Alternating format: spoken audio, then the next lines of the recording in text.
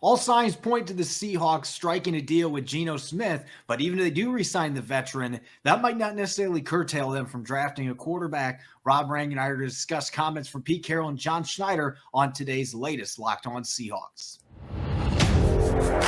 You are Locked On Seahawks, your daily Seattle Seahawks podcast.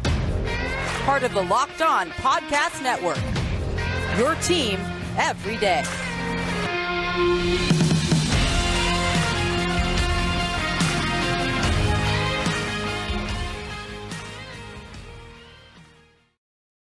Greetings, 12s. This is Corbin Smith, host of the Locked On Seahawks podcast, your daily podcast for everything Seahawks, part of the Locked On Podcast Network, your team every day. Glad to be joined for our Tuesday episode by my co-host in crime, Rob Rang, and a special thanks, as always, to all the 12s out there for making Locked On Seahawks your first listen 5 days a week. We greatly appreciate it. We got a jam-packed episode today. On the second day of the annual Combine Week, we'll be taking a look at some defensive players that could earn themselves a lot of money during testing and interviews this week. Plus, we'll be dishing out our latest takes for Transaction Tuesday on which two rookies that you prefer from a group of five to end up in Seahawks uniforms. Looking forward to sharing a number of listener responses during that segment. Again, jam-packed episode coming your way, so let's get to it. Now for your lead story here on our Tuesday edition of Locked On Seahawks.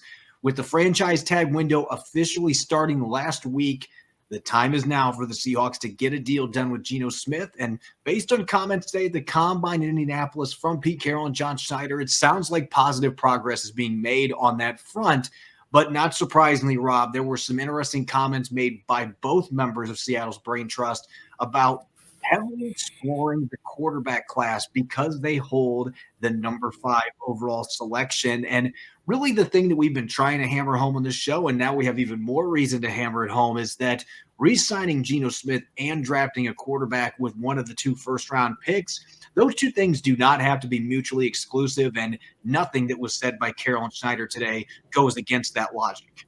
No, exactly. I think that just kind of reinforced the ideas here that we've been kind of talking about, that the Seahawks are all in and want to bring Geno Smith back. At the same time, they're also all in on this 2023 draft class at the quarterback position.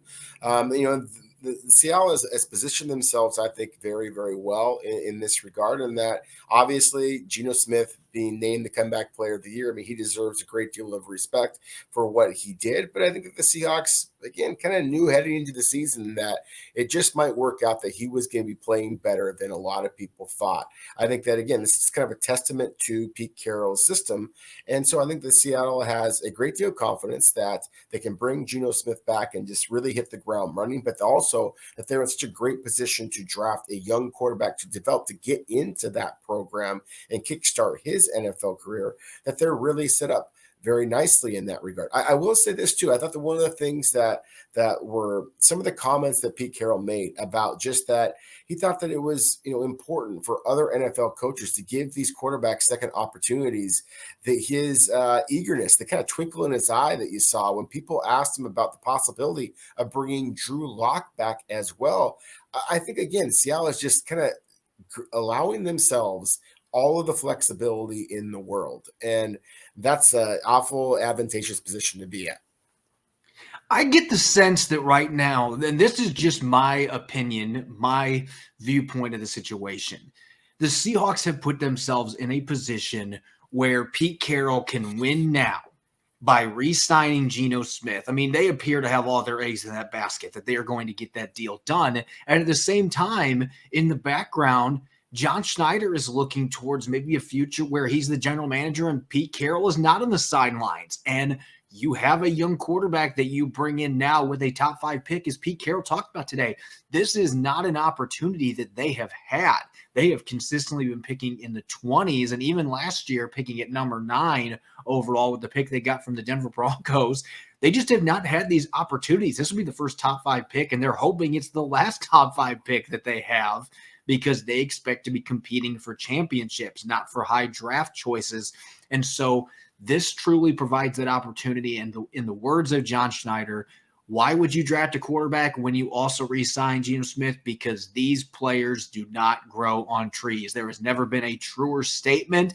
And if there is a quarterback in this class that they have an opportunity to draft early that they really like, it makes all the sense in the world to do that. And obviously you can look at it from the other perspective that go get a player to put around Geno Smith to give yourself a better chance to win now. But again, typically your best quarterbacks, they don't always come from the first round, but your elite talents, this is where they go in the draft normally. And if they don't pick one, who knows when they're going to get that next opportunity to be able to add a young quarterback that they can develop. And so it truly just gives them an immense amount of flexibility. And they have all the confidence in the world in Geno Smith, as they should. At the same time, he's going to be 33 years old. The chance to go out and get somebody like an Anthony Richardson or maybe Will Levis, or somehow CJ Stroud is still there for them at number 5, or Bryce Young somehow.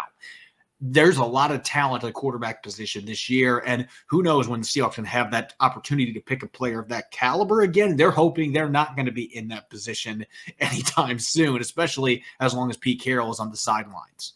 Yeah, exactly. But, again, because you are in this incredible position, because there is really intriguing quarterback talent. I mean, you just rattled off all 4 names. And obviously that if those quarterbacks do come off the board, that is going to allow a really, really talented defensive player to fall into your lap. And you kind of touched upon that. What an interesting dynamic that might be if Pete Carroll is chomping at the bit to go and get a defensive player who's going to be able to impact this team immediately at that number 5 overall selection, presuming that Geno Smith is brought back. And meanwhile, John Schneider might be looking at more of that long-term approach. And of course, that's his job as general manager, taking that longer approach and just thinking, hey, I think this Anthony Richardson in 2 years is going to be the best quarterback from this class when it's all said and done. You'd be crazy not to select him if that is the way that your top scouts feel about a quarterback, because again, they, as you just said, they don't grow on trees. So to me, that's really going to be a fascinating conversation here. I just thought that Seattle's ability to bring Geno Smith back, that again just allows them to do whatever the heck they want to do. Whereas some of the other teams that are selecting in the top 10, the Las Vegas Raiders, for example, I mean, they've already made their decisions. And so because of that, now they're a little bit kind of stuck. They painted themselves into a corner. So I think that Seattle's kind of playing this very well. And I think that you're going to see some defensive players this week at the Combine, Corbin, who are going to pique the interest of Pete Carroll. So to me, this is going to be a really fascinating decision moving forward. And I'm glad you pointed out teams like the Raiders that are behind the Seahawks a few picks in the first round, because what is the other thing that the comments made by John Schneider and Pete Carroll today? What's the other thing that it's doing? It is drumming up interest in that number 5 selection. If there is a team behind him that needs a quarterback more than what the Seahawks do, you might be able to eke out higher draft picks or maybe a future first-round pick from a team to move up. That could be maybe the Raiders or the Carolina Panthers at number 9. And so the Seahawks brass, they are playing the game right now. This is gamesmanship. We could take a quarterback here. We like a lot of quarterbacks here. We're doing our due diligence. We've also got Geno Smith. We're going to bring him back. Oh, by the way, this is a premium pick at number 5. And if you want a quarterback, wink, wink, we're selling. So they, again, have given themselves an immense amount of flexibility to pick a defensive player, pick a receiver, whatever they want to do. They can do anything at that number 5 spot. They can trade down. If there's a player they want a few places in front of them, they can trade up too. Everything is on the table for John Schneider, Pete Carroll, and that's what makes this a really exciting and critical draft coming up for the Seattle Seahawks. I was going to say it does. And now you said it right there, but almost kind of like you needed convincing yourself about the possibility of Seattle trading up. But Corbin, I am telling you, this is a year where trader John Schneider might be looking to be moving up. If the Chicago Bears really are willing to just auction off that number 1 overall pick, if they don't want that selection, whether they look to trade their current quarterback, Justin Fields, who someday I think the Seattle might be interested, exactly what Pete Carroll said, is that there's these coaches out there who see these young, talented players. Let's give up on them. If the Chicago Bears are willing to do that with Justin Fields, then I think that's something that Seattle is going to be interested in. Not necessarily that they really want Fields, but just, again, a very young, talented quarterback and a team that maybe is going to be willing to take less than they probably should for that player. And again, the possibility of trading up number 1 overall, if they fall in love with one of these defensive players and they basically rationalize it like, look, we're bringing back Geno Smith. We believe that he can lead us to a championship. That if there's a defensive player here that can put us over the top, then go up and get him. And I think that is kind of the flexibility that Seattle has provided itself, and something that I think that they are going to really try and take advantage of, moving all the way up to the very final seconds before they actually turn in their card with their selection. Again, all options are on the table, and you know that there are two people in this world that are really excited about that, and it's Pete Carroll and John Schneider, because when you have that much flexibility, all the cards are on your table, and you have the ability to run the first 10 picks of this draft potentially, and who knows what they end up doing with it. But quarterback is certainly something that's on the table, whether they re-sign Geno Smith or they do not, and that just adds further intrigue to this offseason for the Seahawks. Coming up next, it's Transaction Tuesday. Speaking of intrigue, the Seahawks have 2 first-round picks, and they have 2 second-round picks. We're going to have a little bit of fun here on today's Transaction Tuesday with 5 players, and you can only pick 2 of them as your preferred players that you want to see in Seahawks uniforms. We're going to look at some listener responses, and of course, Rob and I are going to dish out our thoughts as well. That's coming up next here on our Tuesday edition of Locked On Seahawks. This episode is brought your way by Built Bar. Looking for a delicious treat but don't want all the fat and calories? Then you got to try a Built Bar. We just got through the holidays, and I know my goal is to eat a little healthier this year. If you're like me and you want to eat healthier but don't want to compromise taste, then you've got to try a Built Bar where healthy is actually tasty. It's the perfect snack for your New Year's resolution. What makes Built Bars so good? Well, for starters, they are covered in 100% real chocolate. That's right, real chocolate. And they come in unbelievable flavors like churro, peanut butter brownie, and coconut almond. I'm not sure how Built does it, but these bars taste like a candy bar while maintaining amazing macros, such as 130 calories, 4 grams of sugar, and a whopping 17 grams of protein. And now you don't have to wait around to get a box. For years, we've been telling you to order Built Bars at Built.com, but now you can head over to your local Walmart or Sam's Club. That's right. Head to your nearest Walmart today, walk to the pharmacy section, and grab yourself a box of Built Bars. You can pick up a 4-bar box of cookies and cream, double chocolate, or coconut puffs. And if you're close to Sam's Club, run in and grab a 13-bar box with other hit flavors such as brownie batter and churro. You can thank me later. You're listening to the Tuesday edition of Locked On Seahawks. This is your host, Corbin Smith. Glad as always to be joined by my co-host in crime, Rob Rang. And a special thanks to all the 12s out there, whether you're listening here nearby in the Combine in Indiana or in nearby Renton. We greatly appreciate you making Locked On Seahawks your first listen 5 days a week. It's time for Transaction Tuesday, our favorite segment of the offseason. And Rob, for today's discussion, the question that I pitched to the 12s, with it being Combine Week, it has got to be draft related. And I think this is a very fitting topic with some breaking news that came out on Instagram earlier today with a certain Seahawks player. But the question that we dished out on social media, which 2 preferred draft targets would you like to see the Seahawks select? And you and I picked out 5 players from different position groups. Tyree Wilson from Texas Tech, and then we had Kalijah Kancey from Pittsburgh, Jordan Addison, the receiver from USC, John Michael Schmitz, the center from Minnesota, and Anthony Richardson, AR-15, the quarterback from Florida, were the 5 options. And so we had our listeners tell us which 2 of those 5 that they would love to see in a Seahawks uniform, which players they would prefer the most. Now, I do think that these answers may have been swayed a little bit differently if our listeners had known about Austin Blythe retiring, which happened a few hours ago, announced on Instagram.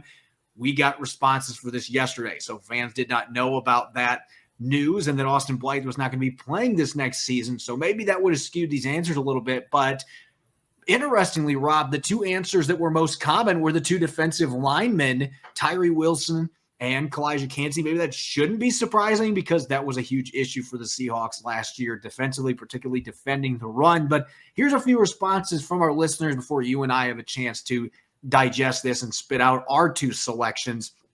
Dax McCoy saying, out of these 2, I want Tyree and Kancey. The defensive line is the biggest need, and I seriously doubt we'd need to use a first on John Michael Schmitz. He also said, by the way, Anthony Richardson had better not be on the Seahawks. Keep him and Levis as far away as possible. puke face.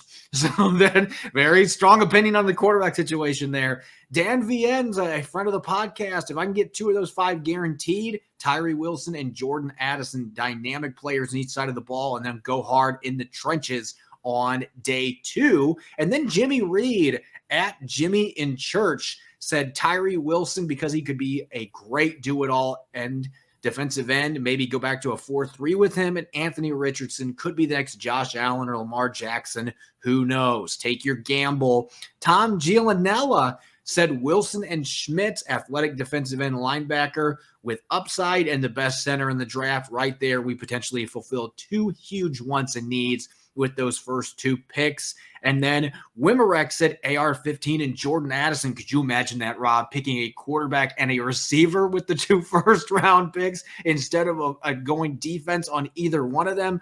And he said best players available, quarterback to sit behind the vet and a top receiver to add explosiveness. All outstanding responses. And really, this feels like one of those questions where you can't necessarily go wrong because you don't know the specific value where they're going to be picking at. But all 5 of these players would be outstanding additions for the Seahawks. The real question here, though, for you, Rob, which of the 2 would you think are the most preferred for these 5 players?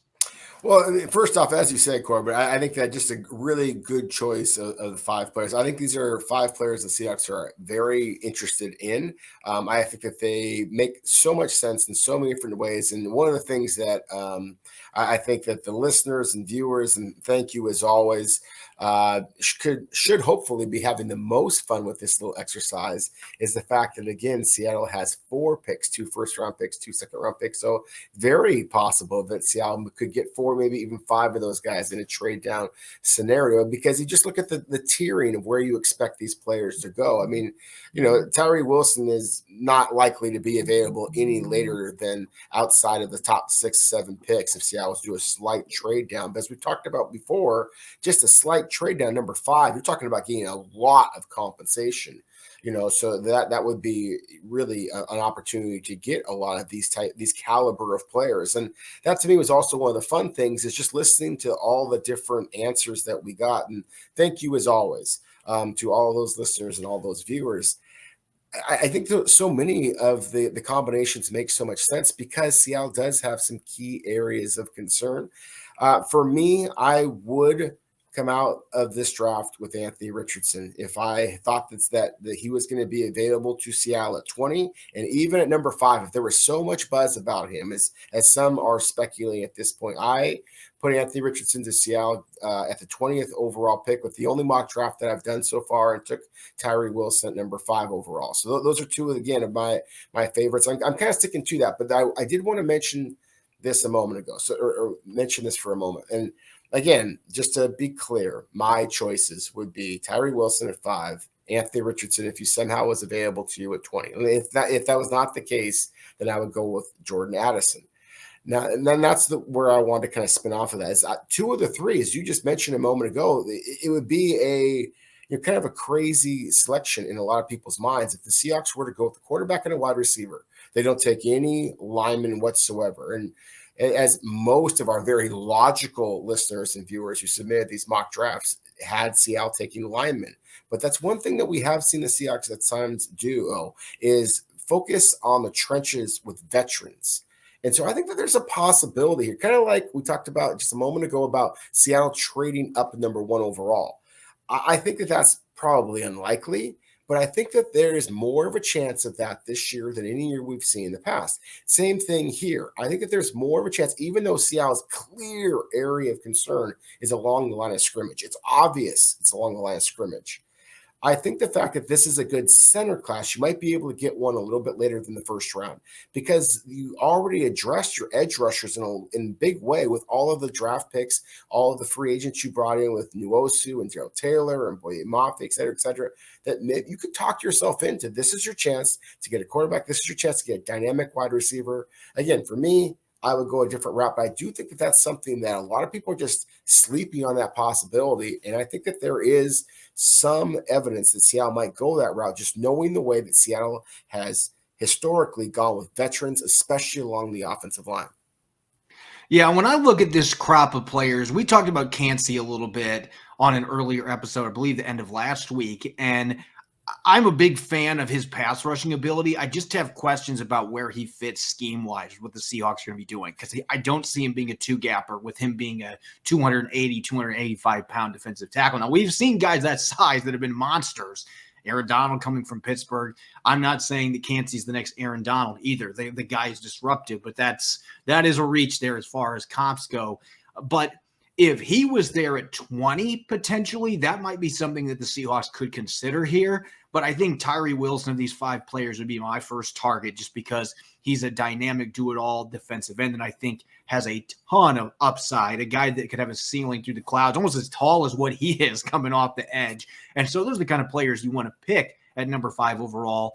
But I'm going to surprise our listeners because John Michael Schmitz, with the retirement of Austin Blythe, and with me being a big fan of him, I think a lot of our listeners are probably thinking that would be your preferred pick at number 20. But I'm actually leaning towards Jordan Addison here. If he is there at number 20, if you can get another dynamic receiver to go with DK Metcalf and Tyler Lockett that Geno Smith can throw to, and heck, if you draft a quarterback with that first pick, maybe Jordan Addison becomes his target a year or two from now. I mean, Tyler Lockett's not getting any younger. He's now past the age of 30, so we believe he's got several more good seasons. But the point is, when you have an opportunity, if Addison is still there at number 20, a guy that is a dynamic receiving threat that can create after catch, he can win downfield, can do a little bit of everything, a great route runner. If you can get a guy like that at number 20, he would be my number 2 selection here. So I would say Tyree Wilson and Jordan Addison are my 2 picks here. And I'm also going to say something about what John Schneider pitched today. One lesson he said that he has learned over the years here is to not force the issue just to fill team needs. And I think that that is something that is especially standing out with Austin Blythe retiring. And I love John Michael Schmitz. I think he's a great player, and I think he'd be worth number 20. But don't force the issue. Get the best talent that you can. And so if Jordan Addison is there, you take that opportunity to add that elite talented receiver at number 20. And then this is a good center class. Maybe you can get that value better with one of those 2 second-round picks or even into the 3rd round. Well, exactly. And that to me is actually a little bit of the argument for waiting on the center as well as the wide receiver position. I am a big fan of Jordan Addison. He is one of only 2 wide receivers in this class, Corbin, that I gave a top 20 grade to. The other one being Quentin Johnson of TCU is the exact opposite of Jordan Addison.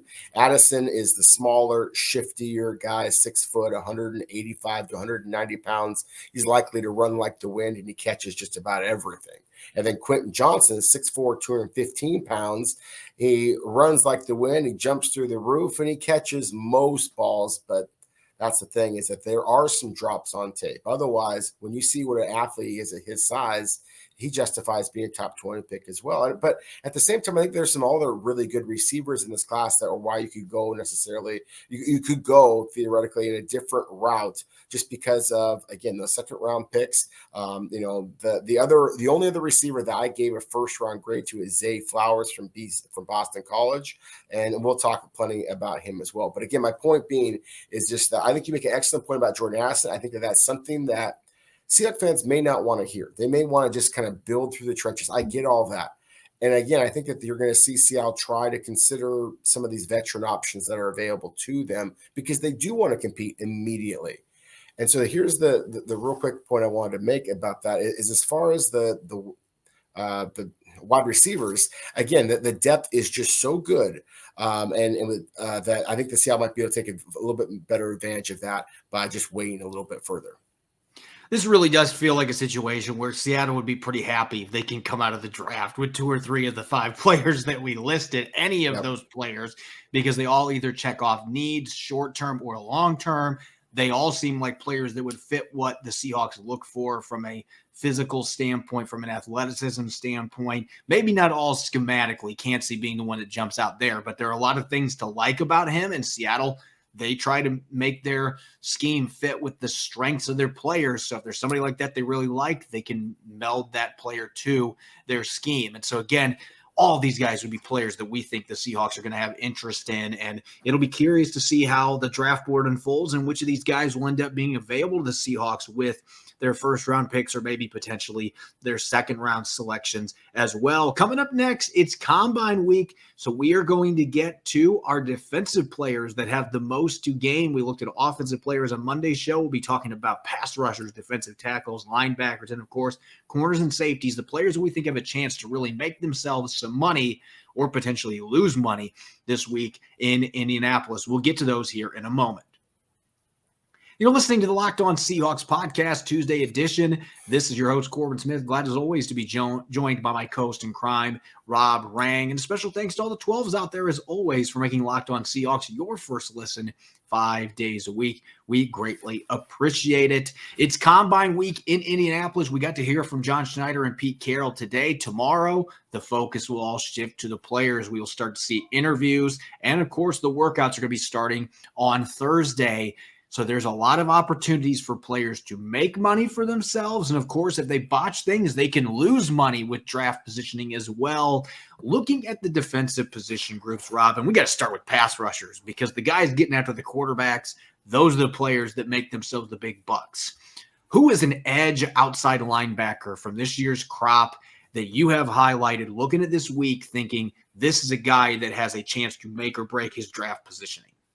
Well, of course, we've been talking so much about Tyree Wilson, but he is not expected to be working out this week. So, unfortunately, we're not going to get to see what he can do. There are some dynamic athletes in this draft class, Corbin, at that edge rusher position, and some of the guys who I think are going to just work out incredibly well and generate a lot of attention. Keon White from Georgia Tech, Lucas Van Ness from Iowa, Zach Harrison from Ohio State. Those are some of the guys who I think are going to put up the eye-popping numbers. For some of those guys, Miles Murphy from Clemson being another one. For some of those guys, the tape matches the explosiveness that I think that we are about to see. For some of those guys, they don't. And so I am specifically really eager to see what type of pure athleticism in terms of the 40-yard dash, in terms of the change of direction drills from Lucas Van Ness. I can see the power, and he's a young man, so you just kind of know that he's going to get stronger as you move forward. But what type of athlete is he? I've been fooled by Iowa big, strong football players in the past, but they often don't turn out to be the same caliber of athletes that I expect them to be. So Lucas Van Ness is one for me. Again, Zach Harrison from Ohio State. He is a guy who's got really long arms, signed with Ohio State as this super highly recruited player and only showed flashes. But I tell you what, when Ohio State lost to Michigan, I thought Zach Harrison was arguably the best player on the field for the Buckeyes. And so that's not something that I have on myself. There's going to be a lot of other scouts who saw that type of effort, who saw that type of physicality in production. They're going to be excited about that as well. So if he can build upon that, like I think he will with the spectacular combine workout, that's going to boost some stock for him as well. We've talked about this a couple times on recent shows. One program that has a lot of NFL talent coming into this draft that maybe isn't a household name. They're not considered a blue blood like your Michigans, your Ohio States, your Alabamas. But Kansas State has some really fun players coming into this draft class. And I might talk about more than one player from that school in this segment. But Felix Uzomah, the pass rusher extraordinaire off the edge. I see some Cliff Averill in his game. I see a guy that really knows and has mastered how to punch the football out when he gets to the quarterback. 8 forced fumbles the last 2 years. He is the ideal build and athleticism for a 3-4 outside linebacker, and I think you'd have a chance to get him on day 2 potentially. But if he goes out and runs a blistering 40 and has really good short shuttle and 3-cone drill times working out in Indy, this is a player that could vault himself into the first round discussion because he's been extremely productive. He played for one of the better teams in the nation this year. Kansas State had a fantastic season in the Big 12. They won the conference championship game over TCU. And one of the reasons they had that success is Uzomah was a monster off the edge for them. He's still a player that's got to grow as a run defender, but I think from an athleticism standpoint, he's one of those guys that could take the roof off Lucas Oil Stadium. And if he does that, we've seen what great athletic performances can do lifting stock. This is already a guy that's rising coming into the draft process. He could be one of those edge guys that rockets into first round discussion this week. He could. Really good football player. And one of the guys I really like in this draft class, and excited to see how he performs. To me, I really don't care, without knowing what he's going to do. Of course, I shouldn't say this, but he is one of those guys that I don't really care what Felix puts on tape as far as the combine, because of what he put on tape throughout his college football career has been so good. So whether it's a good workout, whether it's a bad workout, obviously you want to be in shape, you want to see the competitiveness, but he doesn't have to convince me in shorts of that he's a good football player and that he's going to be a good pro, because I've already seen that. One of the guys that I've seen certainly be productive is Tuli Pelotu for USC. He just, was among the entire country's tackle for loss and sack leaders this past season, won the Morris Trophy Award, which is, I take it that very seriously, the winners of that award, because as we talked about before, that means it's the players that are trying to block you are saying you're the best guy in the conference. And that's exactly what happened by a landslide, by the way, what happened in the Pac-12 voting this year. And so this is a guy who's 6'4", 280 pounds. And Corbin, I hear a lot of people get excited about Drew Sanders, for example, the outside linebacker for Arkansas. And to me, one of the things I'm most excited about with Sanders is his positional versatility. Same thing with Tuli Pelotu. This is a guy that's played up and down the entire defensive line.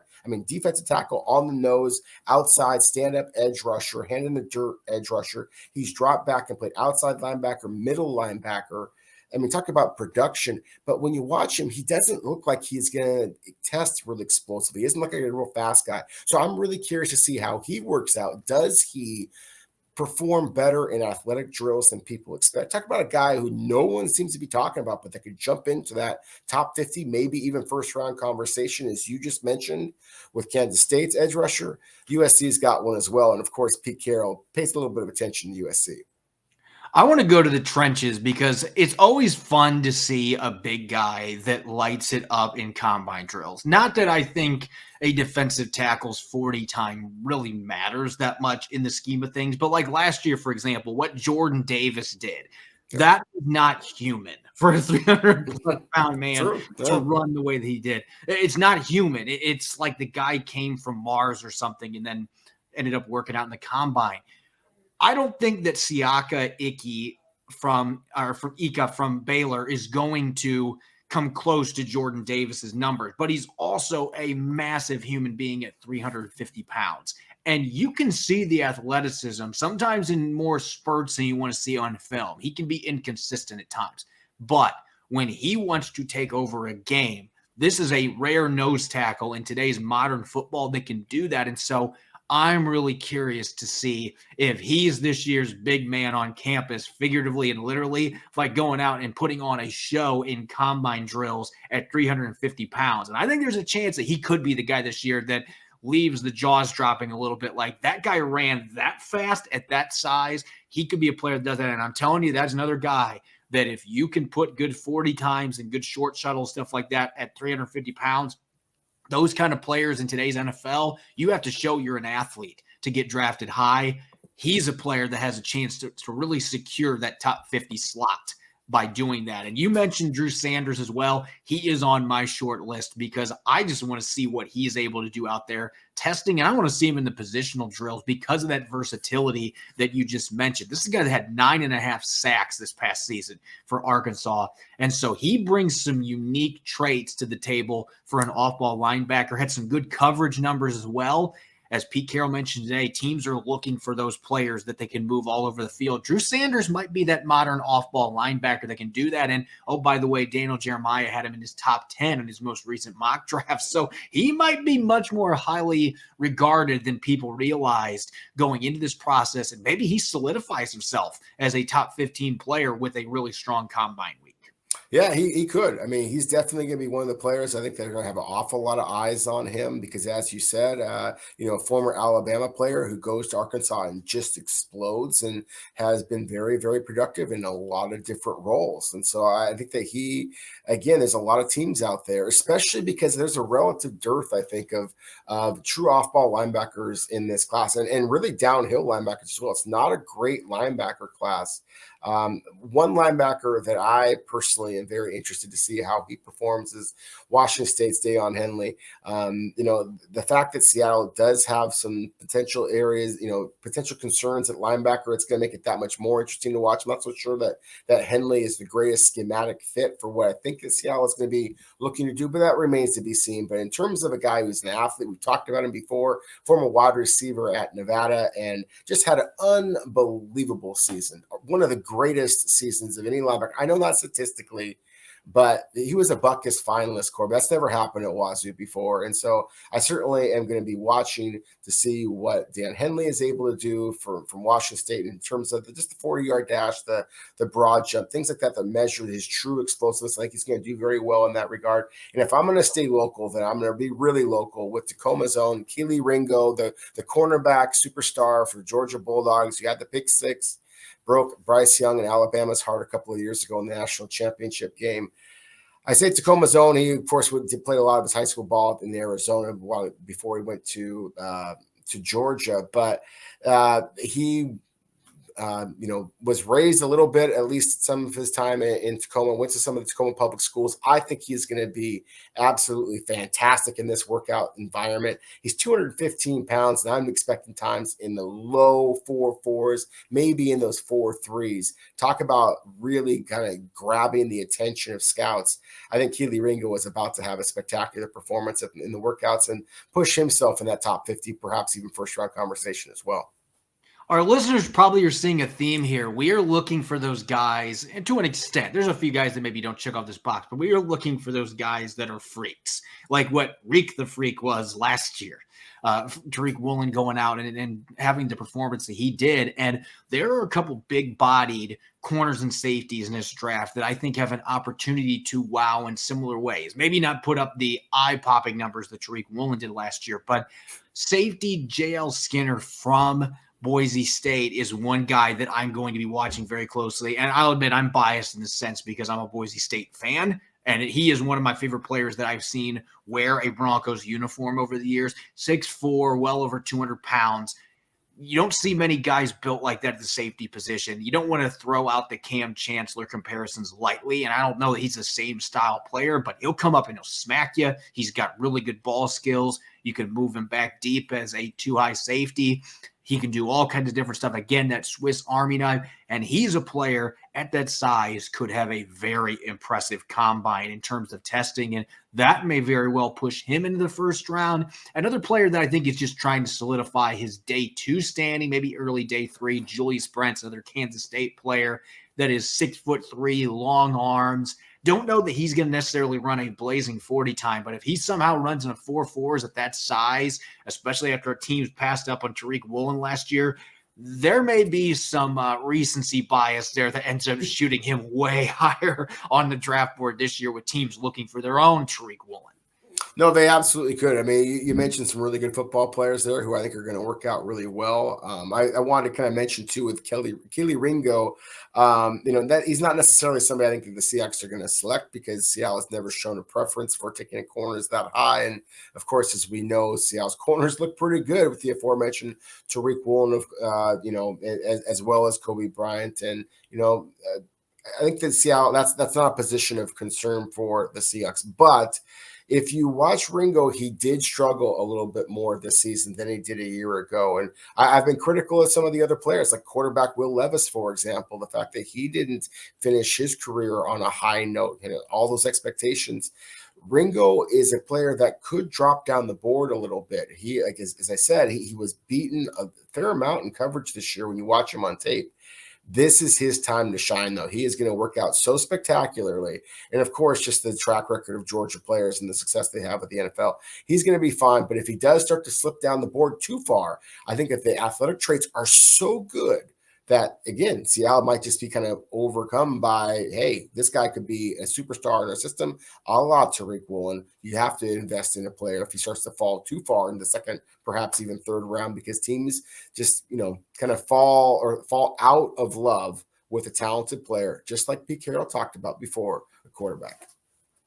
As always, you want to make sure you can get the best player available. And I think that was emphasized today by John Schneider. So if Ringo's a player that checks off that box, he falls in the second round with the athletic traits and size that he has, maybe he's the player that ends up falling into the Seahawks' laps this time around. As always, you can follow me on Twitter, Corbin Smith NFL. You can follow Rob at Rob Rang. You can check out Locked On Seahawks. We're on all the major podcast platforms, as well as on video form 5 days a week on YouTube. Coming up on our Wednesday episode, we're going to continue our combine coverage, taking a look at some specific position groups. Plus, we'll talk about Austin Blythe's retirement and what that means for the Seahawks offensive line moving forward. We hope you'll be listening in. Thanks for tuning in to our Tuesday episode. Go Hawks.